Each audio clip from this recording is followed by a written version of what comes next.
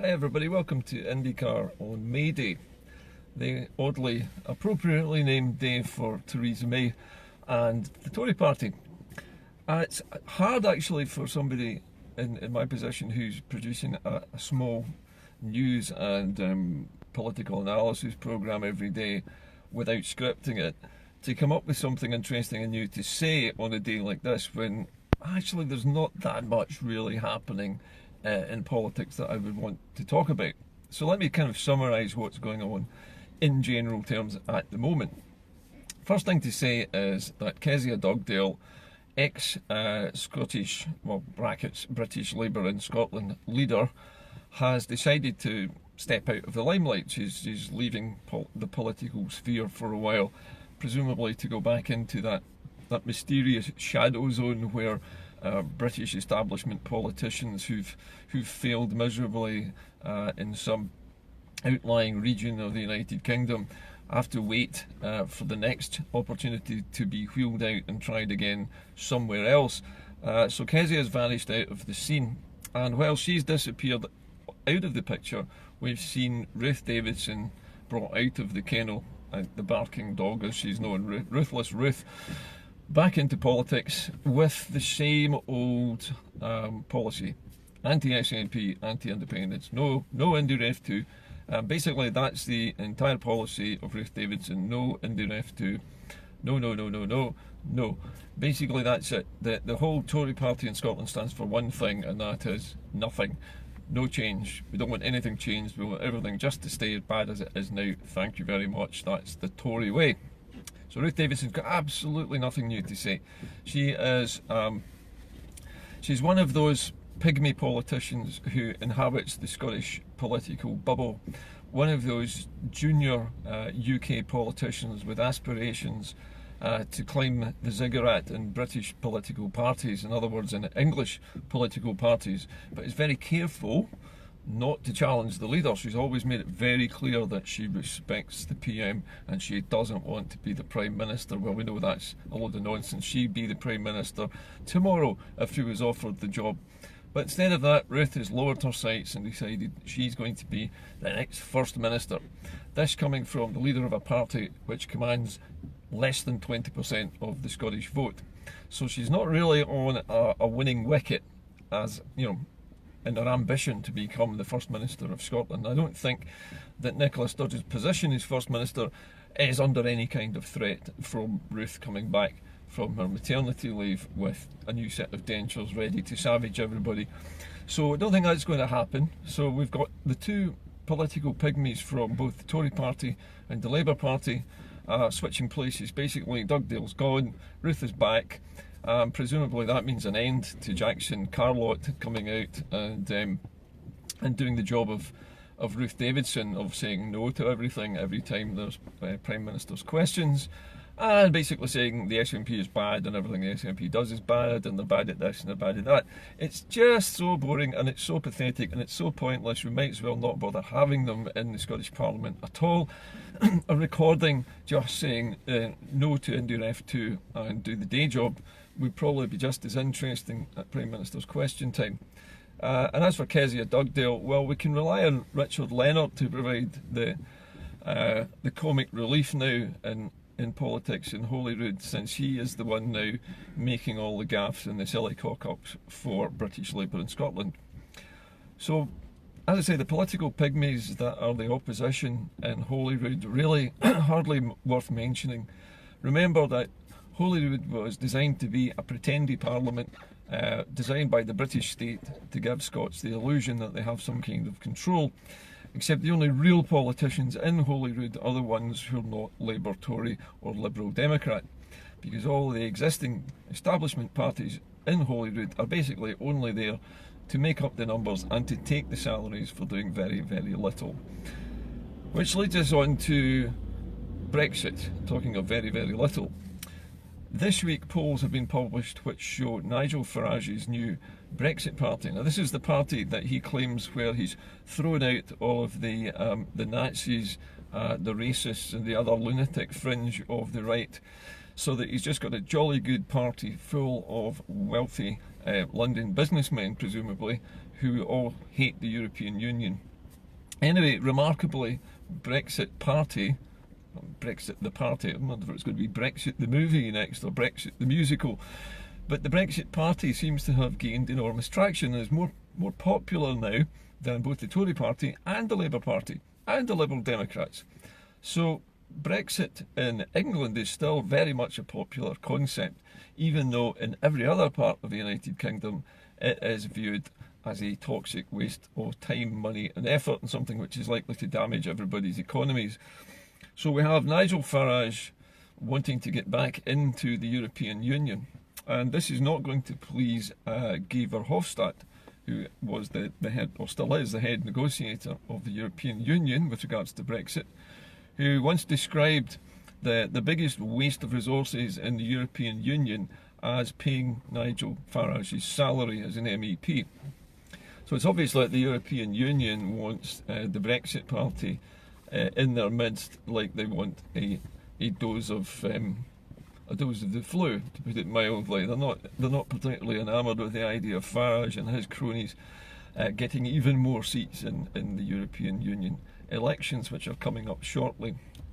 But contrary to all of that doom and gloom, what we do know in Scotland, back at home here, is that the SNP has never ever been as popular as it is now. It has shot up by 4 percentage points just on the announcement that there's going to be a second independence referendum. And according to the British polls, which we know are heavily skewed, manipulated, and various parts of the electorate are omitted, they've put them at 50%, and that's without the young people, the 16 and 17-year-olds, of whom we know 71% are in favour of independence. And it also neglects to take into account European nationals who now consider themselves settled Scots, who also will be voting over, I think it's over 68% of them, something like, I'll check the figure, 68% I think, would vote for independence. So it looks very much like the SNP is in a pretty good position to fight just about any kind of ballot that comes up. So what's the most immediate ballot coming up would be the European Union MEP elections, and I think in this instance it's in our best interest to support the SNP in their efforts to get their MEPs elected. Ignore the other parties. Even, I think, in this case, voting for the Greens, although it's something which people would do as a vote of conscience, may not help Scotland's cause terribly much. And I would be tempted maybe to not vote Green on this occasion and lend my vote to the SNP in the European elections. We need to get as many Scottish MEPs as possible who are in favour of independence and who are in favour of staying connected with Europe. That would be a demonstration, and it would be one in the eye for people like Nigel Farage and also for the Tory party. Second thing is that there is a likelihood, or a possibility, let's put it that way, a possibility that there could be a general election before anything happens with Brexit. If there's no resolution between the Tory party and the Labour party while they are having their Earl Grey and their hobnobs together at number 10, if they come up with nothing to help support Mrs May's Brexit deal, then it could well be that there will be a no confidence vote in Mrs May. And it's already, by the way, been tabled in the Tory party, in one of their branches, a call for a vote of no confidence in the Prime Minister. And it's been, as far as I understand it, the way this system works in the Tory party, that has now been okayed. That challenge to Mrs May is now going to be made in June, I understand, as far as I remember. So Mrs May is on a sugarly nail when it comes to her position as PM, but not until June. So it could be that if Mrs May is replaced, it might trigger a general election before Brexit is supposed to happen in October the 31st. So, assuming that we go through the European elections, the Tories lose badly, the Brexit Party gains seats, and the SNP gains seats. Again, this is showing Scotland and England diverging dramatically from each other in terms of their views on Europe. I mean, it couldn't be any more dramatic if the SNP won all the seats in Scotland and Brexit Party won most of the ones in England. So if that happens and May is unseated and there is a general election, At the moment, the polls are showing that the Scottish Government would win somewhere in the region of 56 seats. Now that's a remarkable number of seats. That's equaling the record they held in 2015, when they returned a record number of SNP MPs to Westminster. Now imagine if it was a total whitewash and the SNP won 59 seats, every seat in the whole of Scotland for the Westminster government, for the Westminster Parliament, sorry, was won by the SNP. You could virtually declare independence on the spot with that kind of result. Although the SNP probably wouldn't do that, but you virtually could guarantee it at that point that you would win your referendum. But let's assume that they did well, if there was an election, a general election in the whole of the UK, and Scotland returned something like 56, 57, or even the full spread of 59 MPs. Then the independence referendum is going to happen at some point, I think very shortly after that, because if I was in charge of the Scottish Government and the SNP, I would want to act on that wave of popularity before it waned. So we would then expect the 49% vote that the British polls are saying that we've got to translate to something more like a 60 or 65% yes vote in the actual referendum, when you include the 16 and 17-year-olds and you include the European voters. But anecdotally, we're also discovering that an awful lot more pensioners have changed their minds from no to yes. This was something we weren't expecting to see at this stage, but my inbox is full of stories about pensioners who have realised that their pensions are now the lowest in Europe, lower even than the Czech Republic, and half the value of any other pension in the EU. Even the lowest pension in the EU, it's half of that value. That's how poor British pensioners have become under the Tories. If we were to say to them, and I'm sure we could probably do this, that we could easily double your pension after independence, because we will have double the amount of money we would normally have, because we won't be paying 40% of our tax money to England and not getting any of it back.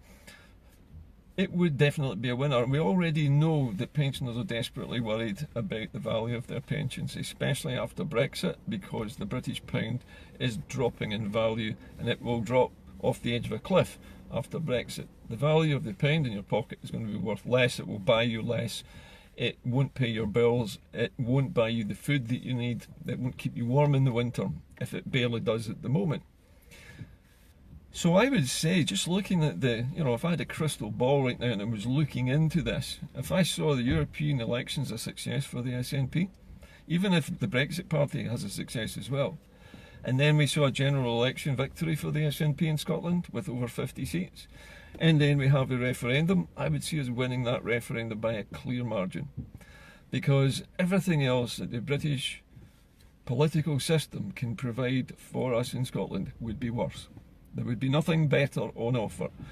Better Together would have to change its name to Worse Together, because nothing that they could offer us could be better than being independent. We've already seen that what we've got at the moment is worse than being independent. So it's inevitable.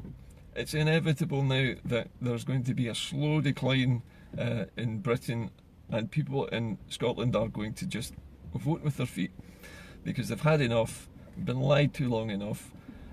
And all this business about the BBC and its impartiality, the fact that its new channel is unpopular, the fact that its new channel is virtually having to close down because people have switched off and people no longer watch the BBC anymore in Scotland, is a symptom of people's, not only their distrust of British media, but their complete disgust with the British media, and the fact that it is the tame lapdog of the British state and its establishment and its elite who run the country into the ground. But the amount of debt that Britain is carrying at the moment is crippling it, and we also know that the money which could be used to double the pensions of British pensioners at the moment, that money that's coming in from national insurance, any overflow, any surplus, is actually being taken and used to pay down the deficit. It's being thrown into the black hole. It's disappearing. It's not being used for the good of the pensioners. It's being used to pay off debts that the Tory government has run up. If the Tories didn't get the country into so much debt, the pensions could double, is what I'm saying. And this is the crime of the century, really. And I'm hoping that when I say these things, that pensioners who listen to this show have maybe been asked to listen to what I've said by neighbours or friends, can understand that the whole reason your pension is so low is just simply because the British political system mismanages the economy so badly. It's overspent and got itself into debt. And the money which me and everybody else who's working at the moment is paying in national insurance is going to have to rise in order to pay for extra services in England, because the English government has cut them so much. They're having to ask for more money from taxpayers. But not every taxpayer, no. Only taxpayers between 50 and retirement age are going to pay this extra money. And I think that's victimisation. It's victimising people of my age and above who are approaching their retirement, gradually approaching their retirement, and many of the waspy women who were expecting their pensions a couple of years ago and suddenly had their pensions removed from under them. The age limit was shifted upwards and they are forced to abandon their plans to retire. They've lost, each one of them has lost somewhere in the region of £50,000 to £60,000 each in the value of the pensions that they should have had at the moment when they reach retirement age. Again, it's the British state robbing pensioners at every cut and turn. Remember that the Tory party's main support group is people over the age of 65. Most of the Tory voters in Scotland are in that older bracket. Although some of them will have private pensions, they'll be perfectly comfortable and we will never change their minds. There must be some who are having to struggle by on the subsistence, in fact it's below subsistence pensions that the British state provides. So, as I say, on a day when there's not an awful lot of news in our sort of sphere at the moment of any great worth, it's interesting to note that we're in a position of strength for a change. And that position of strength is going to get stronger because the British government is about to get weaker because of the indecision and the dithering of Theresa May's government about Brexit. Nigel Farage is taking over the whole Brexit narrative now and is driving the debate further and further to the right. The Brexit party has now exceeded UKIP in popularity. UKIP's dropping away.